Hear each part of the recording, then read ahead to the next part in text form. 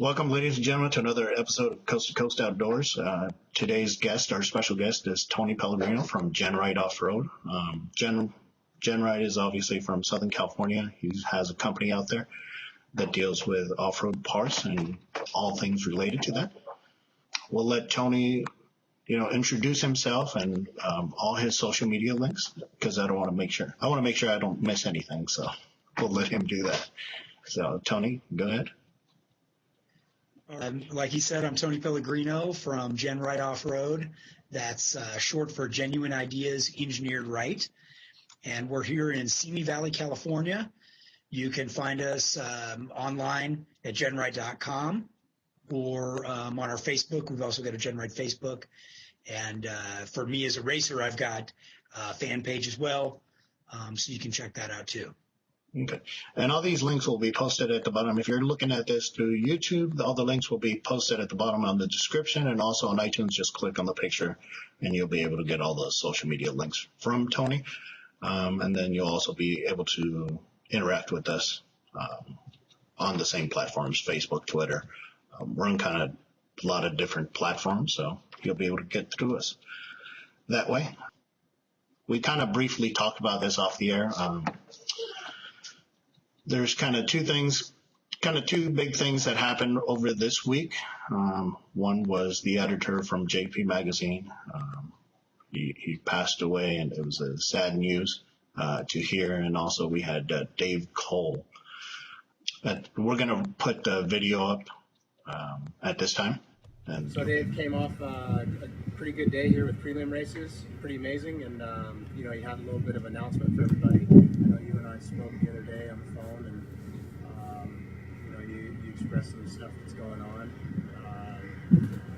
I was get it out of the way. I think this is pretty dumb that we're doing this. I don't think anybody should care, but yeah, it turns out I got a little bit of a bug, and they say it's cancer, and it's really not that big of a deal. We're 90% cure rate. And I figure I had about a 75% chance of living every day anyway, so my odds have gone up. So this is good. How'd you find out about it? I mean, what was it? I've had a sore throat for a while. Figured it was my girlfriend's dog. I kind of blamed it on her for a while, and figured I was allergic to the dog, and then it was whatever it was, and it turns out it wasn't. It turns out it was some junk in my throat. So it's the same thing that Larry McRae had. And as I already said, I am in significantly better shape than Larry McRae ever has been at full pull crap. Yes, so, they say I'll lose like 60 pounds, which means I'll still be like 40 pounds overweight, so it's okay. It might be a win-win. Yeah, I'm good to go. Just stop shaving my head. Everything's good. There's nothing but winning right now. And family and all that, all right? Yeah, I mean, my family kind of sucked before, but no, I'm just kidding. My family's awesome. No, my mom's here and my kid's here, and everybody's good, and they my young ones don't know yet, but they're too little young to figure this out right now. But by the time they figure it out, it'll already be done, and everything will be fine. So Tony, I know that you were friends with the editor. I'll let you tell us more about that stuff. I know it was sad news, and then we'll talk about Dave, and then go from Dave into more of your company and racing and some of why American Made matters. So let us know more about. Pete Transborg was the editor at JP Magazine. He's been there since I started the company back in 2005. And he and I met right when I started the company. He had a YJ, I had a YJ. We connected immediately, and he started talking about our products. And we really hit it off. He appreciated the effort and the passion that I had within the business, and he and I traveled to a lot of events across the country, and really, spent quite a bit of time together. I considered Pete a friend, and I saw him quite frequently. So we both had busy schedules being within the business, and both of our jobs involved a lot of travel. So basically when both of us were in town, we made it a point to get together. So, just horrible tragedy. The guy was only 37 years old. He had just gone through some bad news with his mom. I know he was under a lot of stress, and very, very unfortunate and untimely. You hate to see that kind of thing. Yeah. So the other kind of news that we got this week, I think Dave was he was not trying to tell a lot of people. I mean, the only reason I saw it was because I'm subscribed to Driving Line, the YouTube page, and they put a video out with Chris from Niddle Tires, and Dave was talking to them about his news. And his news, just recently we found out that Larry, he successfully got kicked, throat cancer and stuff. But Dave just told us over the weekend over Stampede that he also has kind of the same diagnosis, and it was sad to hear that, because to me, although I haven't raced with the organization, I've followed. I have a lot of friends that have raced through there, and a lot of people that I follow, like you, and different personalities there. I will say that, and he's made that possible, and to me, that's it affects the organization, whether he knows it or not. It's a real tragedy, and everything will be fine. He said there was like 90% success rate and stuff like that to kick it and stuff, and we seen that, so that was good.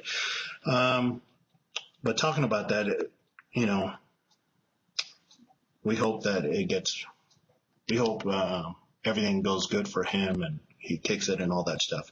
But some of the news that he put out was that he's going to put JT Teller was going to step in as the race director. That's really good news. He's over with Lovell Racing and stuff like that, so he helps them out. So we've seen JT Teller. He used to race the organization too. So have you raced against JT Teller? Yeah. JT is also a friend, fellow racer. One of the things that really worked good about Dave being a race promoter was that he also used to race. He used to be a competitor. So that really helps when you are a racer and that guy understands that perspective. He's not just a promoter and doesn't understand what that looks like behind the scenes. So I think JT will do a good job. I'm one of a handful of people that are a major sponsor for the Ultra 4 series. And certainly, I would like to see it succeed. Obviously that's that Dave Cole is also what I would call a very good friend of mine. And, that was horrible news. And, he's a tough guy. I mean, if anybody can do it, it's Dave. And he's got the right attitude going into it, I think there's a lot of things going in his favor right now. And certainly me and my family wish Dave Cole the best to get over that. Yeah. So we hope for a speedy recovery and get all that stuff taken care of. You mentioned that you were a big part of the Ultra 4 and stuff. How did you get from where you're at? Like, how did the company start? How did you start the company, and why did you start the company? Well, that's a long story. I'll see if I can shorten it up for you. Yeah. Back, I don't even know what it was, like in 2000, I got a Jeep and I was starting to get involved in a Jeep club and build it and make advancements so I could do more. And, like everybody, you go on the internet, you listen to other people, you're trying to take it all in and find, what's the best way to do it or the cheapest way to do it, whatever your circumstance is. And I wanted to do it right. I was interested in, doing this long term and wanted to do it right. And literally, I bought the TerraFlex this and the parts mic that and the, like 10 different things and got it all on my garage floor. Keep in mind, this is before I had Genright. And, literally put all these, tried to put it all together and just was thinking, man, if this is the best that the industry has to offer, then there's an opportunity here. And I finished building that Jeep in my garage. And once I got done with it, people were asking me questions about where I got the parts. A lot of the parts I had to make myself because even though I spent the money, it was what I considered BS parts. I wanted good stuff that was not going to leave me stranded out there. Yeah. And really, it was pretty simple. As soon as I showed up with my stuff on my Jeep and people saw it and they just started asking about it, and I looked at my wife and I said, well, looks like we've got some interest here. Why should we send them elsewhere? Let's do something about this. And therefore Genright was born. So From there it was born. It was out of necessity. I think, you'll find that a lot of good sound companies over history are out of necessity. And really I was very interested in doing something to help the economy, to help American jobs. Those were important things to me. And I was able to roll all that into Genright. Okay, sounds good. So that was the time frame where kind of the economy was kind of turned for the worst, and you found a way to actually make something out of nothing and kind of go from there. So how did that success and the growth continue? What did you guys do to continue that success and the growth within the organization? Yeah, that's a really good question. When I first started the company, we had about 2 years before the economy really took a turn. And for that 2 years, I just was on the gas, out pounding the pavement, getting my name out there, doing what I could to sell product and take customer feedback, and just really busting my butt. And I remember at the time, because I was driving all night to get to my next appointment, just completely exhausted. And I remember thinking, man, I hope this is all worth it. And when the economy tanked, we had just enough momentum as a new company to get us over the hump. And that really, in hindsight, it was worth it for sure. Yeah. Good thing for me, like many companies, I'm not just talking in the industry, but in the world, during that time when the economy was booming, there were a lot of people that had businesses that really shouldn't have had businesses. And that's what I'm going to call muddying the water. So what happened was those people died off, and the legitimate real companies made their way through. They were, stable enough or legitimate enough that they made their way through the bad economy. And fortunately for us, between new product introduction and the momentum we had created, and then that filtering out of the different companies, that really allowed us to stay strong and grow through there.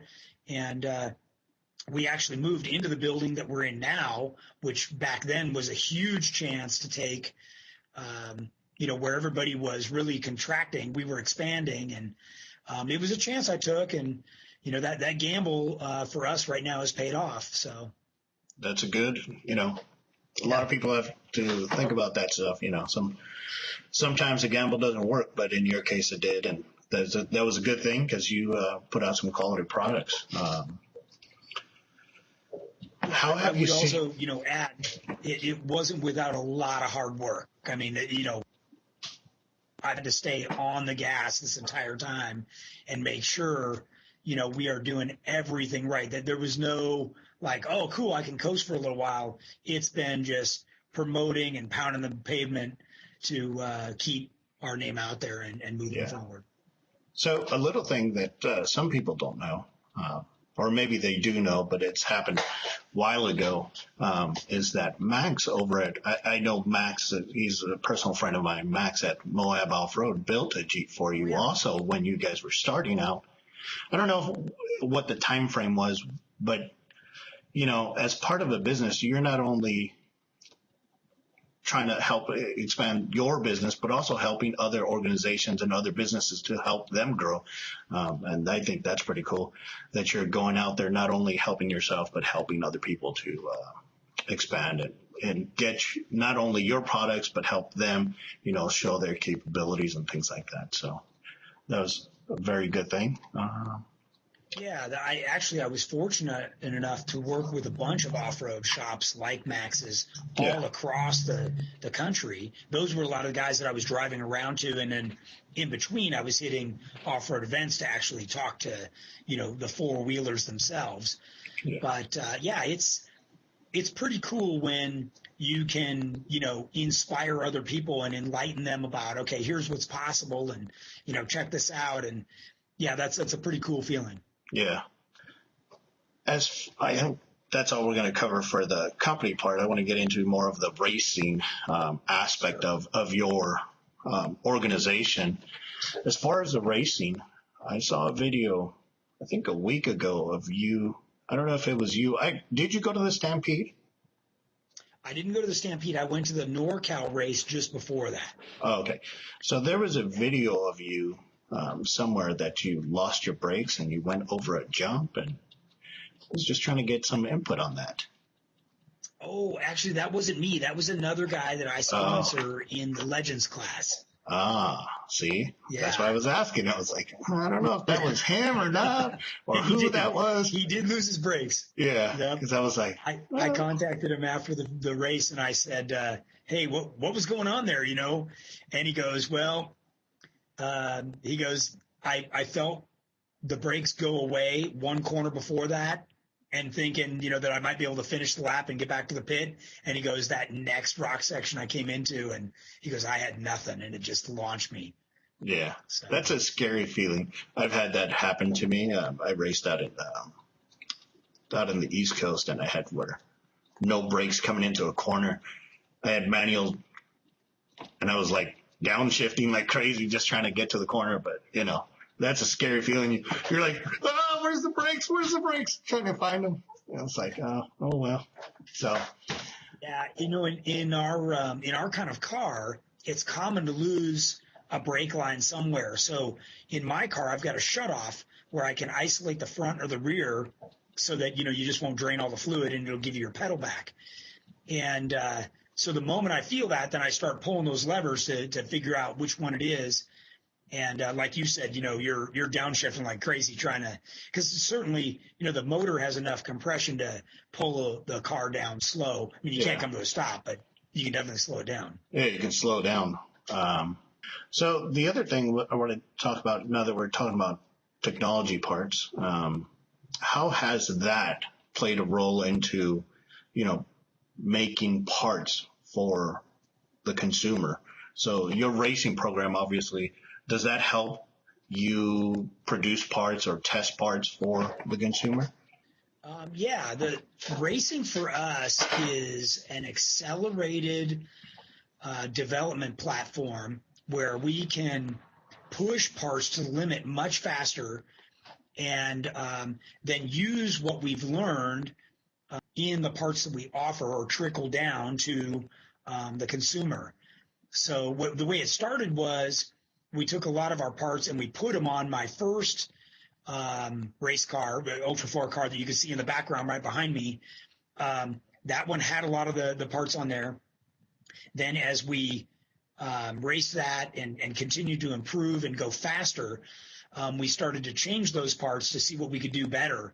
And by all means, in fact, the current suspension we offer for the JK is very, very similar to what we run on the Ultra 4 car. So a lot of that has really trickled down. The race car also made us improve our CAD software. We're running a full, 3D SolidWorks station. And, we probably wouldn't have done that had we not gotten into racing. We used to just use AutoCAD, and that was fine. But now that's really allowed us to advance the parts and the way we can bring in files. I work directly with Jeep so we can pull, all those files and open them up and start putting and building product right there on the screen instead of the old school way. Oh, so you get their diagrams, basically all their frame rails, all the dimensions and everything, and you build from their CAD basically, and then produce parts. So that's pretty good. So technology has played a big role into that stuff. How do you think it's the progression from when you first started racing to now, how has the technology advanced or helped you advance from like maybe the shock tuning or the shock development and the tire development in itself? Because when you first started, it wasn't a lot of off-road emphasis. I mean, there was BIT, score, and all that stuff, but that was still desert. That was still pretty desert, and Ultra 4 is still fairly new, but now companies are starting to develop more into the rock sections and develop tires with sidewall compression, things like that. So how has that development, gone from when you started till now? Yeah, that's a very good question.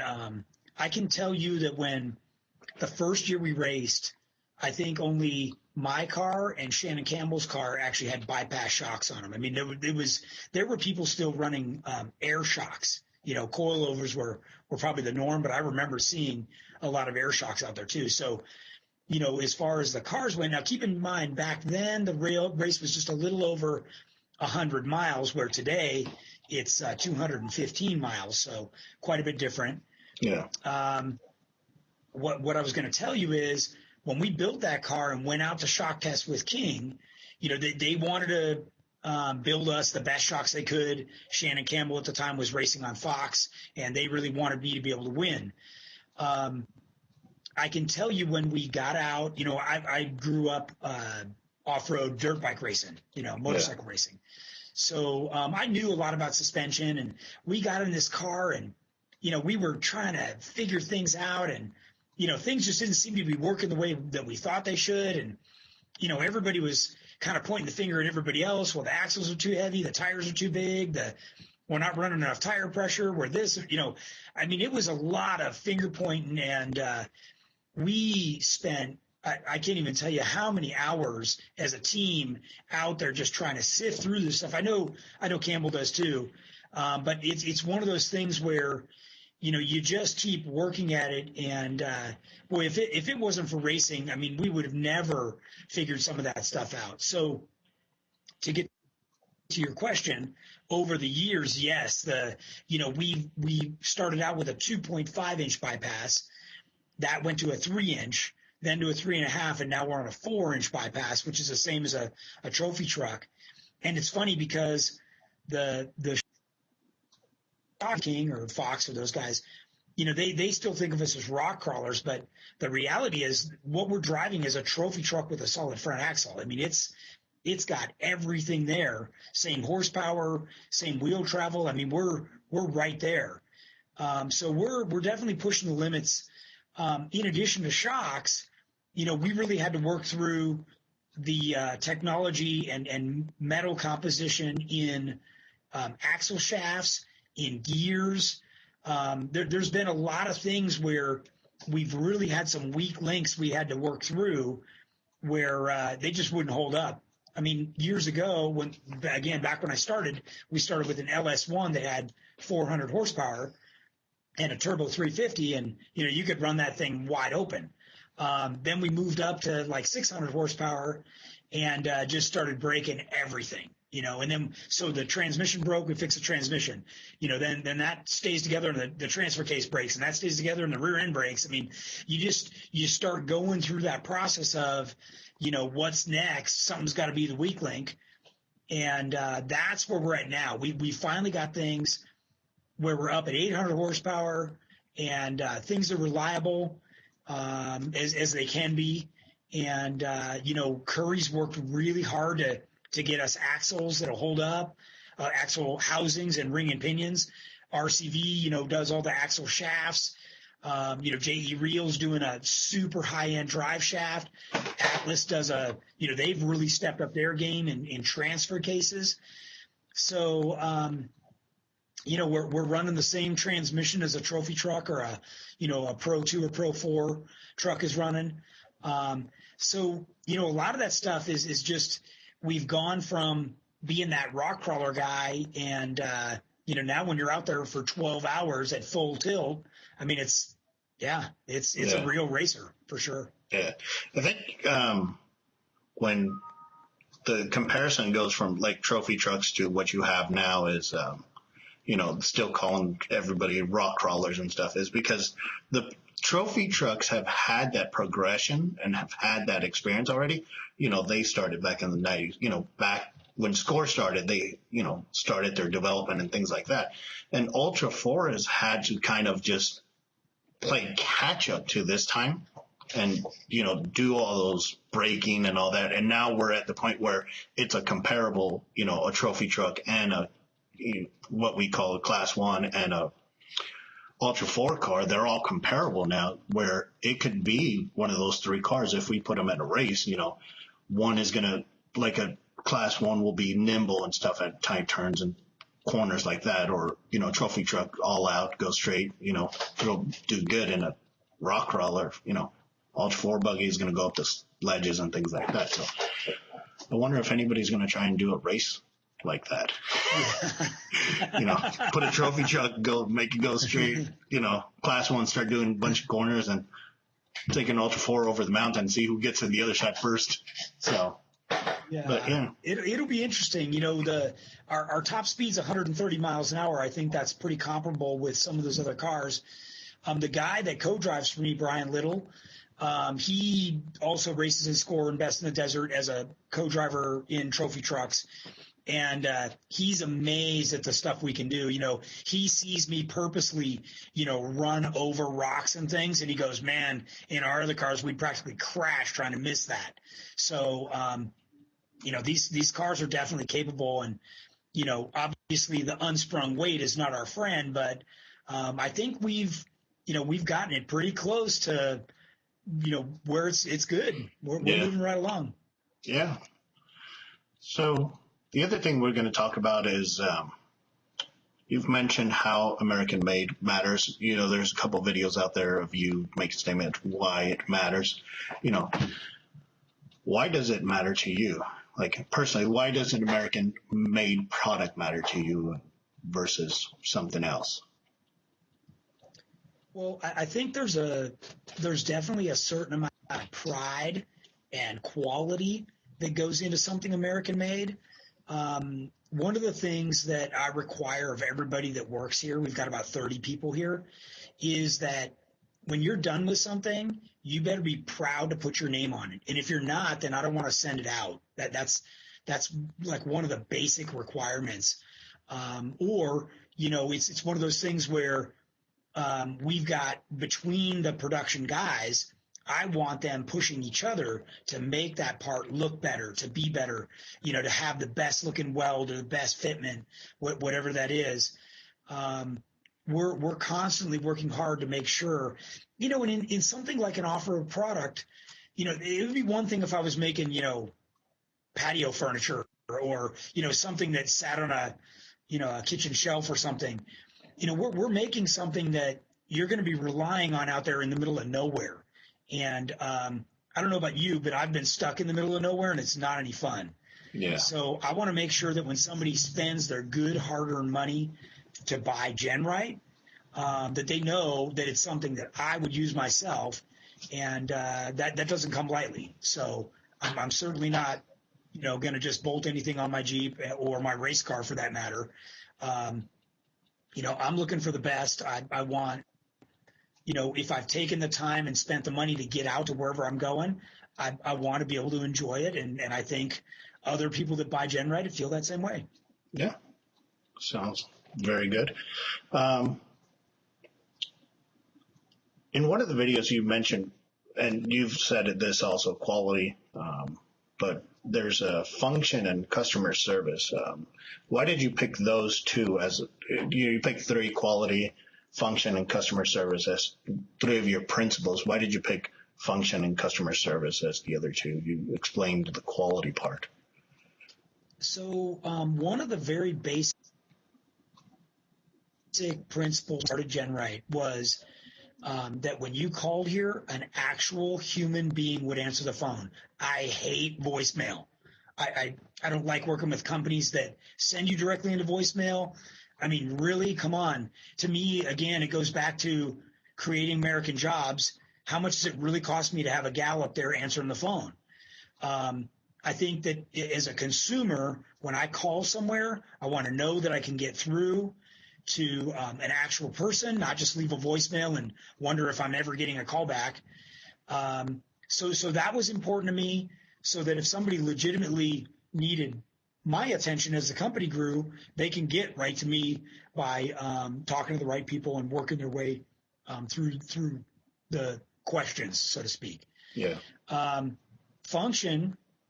So when you do something outside this country, there's a long lead time, right? So there's this development problem. Do they get it right, in the end? And then you wait for a long time to get it here on some slow boat. And meantime, a year's gone by, where for us, I can develop something today, laser cut it, bend it, weld it, literally in a week's time, have something I'm holding, test fitting, get it out. And, when it comes to things like the race car, I mean, we could even do it in the same day. So, again, that accelerated platform where we're able to really,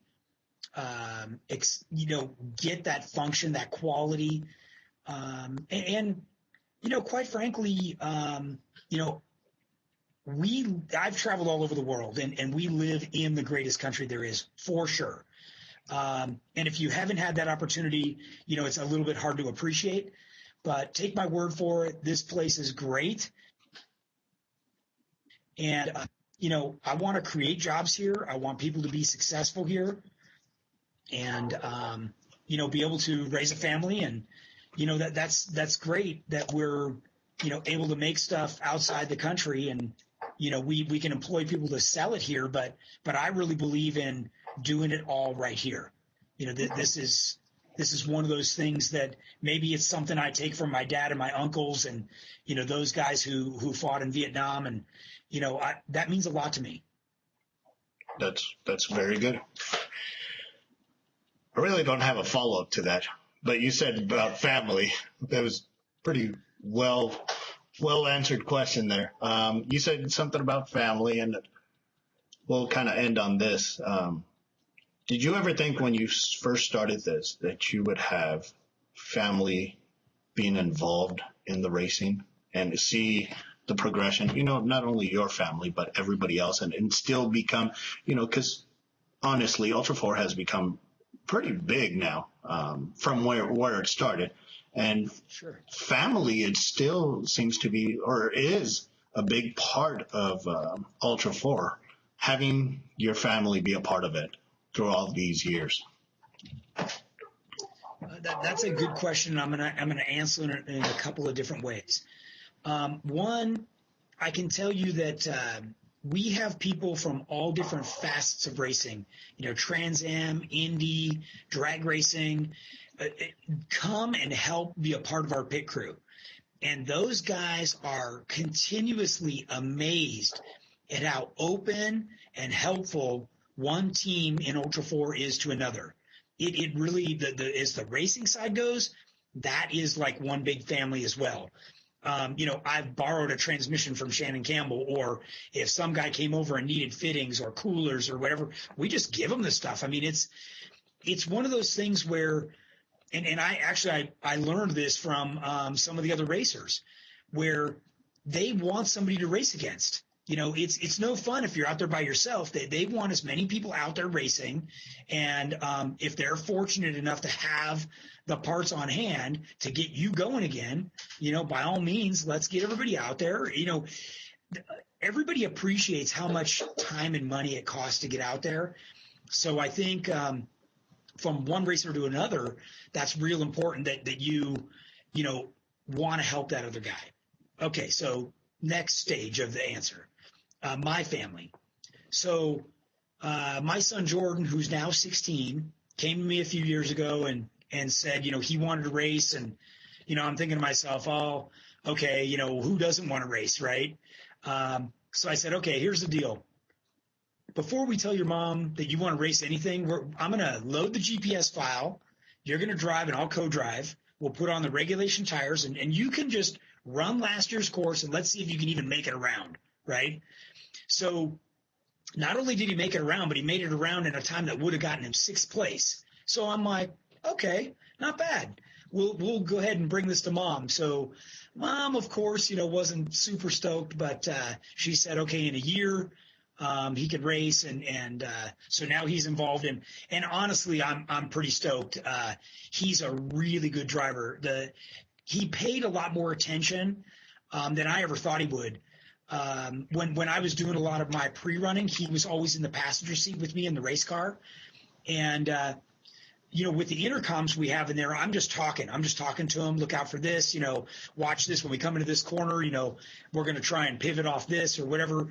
I just tend to talk like that. I'm Italian. And he was paying attention, and as a result, turned out to be a pretty darn good driver.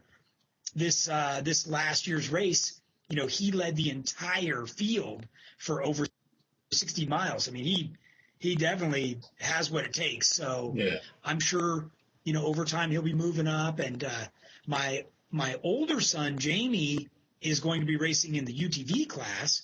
So he just got himself a 1,000. So he'll be doing that. And, it's not unique to my family either. I know, the Campbells, all their kids are doing it. And, once you're invested and figure out what it takes to be successful in Ultra 4, if your kids, the rest of the family exhibit those qualities that you see that looks like they could finish the race, man, that's a pretty good investment. Yeah. There's, I think, I'm trying to think if anybody else in the other series has like what Ultra 4 has, where it's father, son. Shannon has father. He's the father, obviously. Son, now daughter, racing. You have, now it's you. It's going to be your two sons.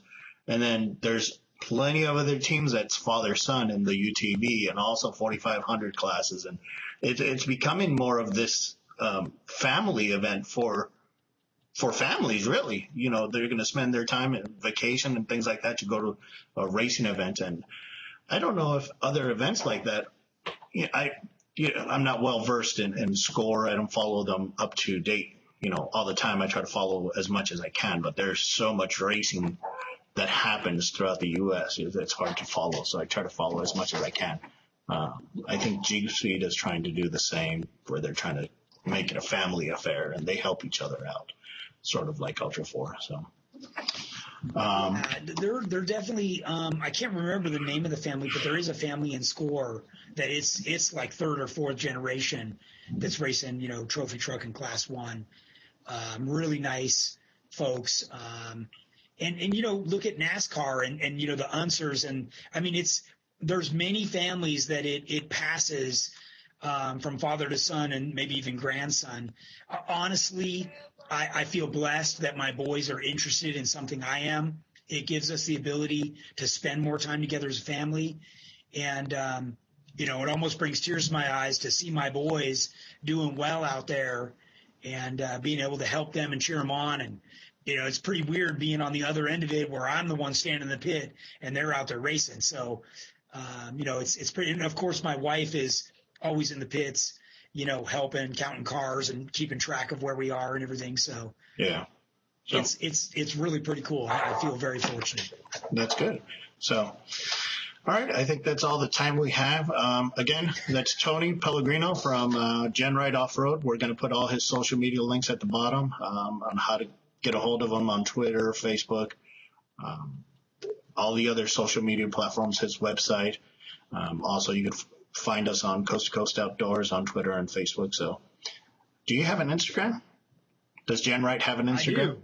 Wow. Yeah, so, I do have an Instagram. So you find them on Instagram. That's out there too. Yeah. All right. So we'll put all those on there. We'll talk to you guys later.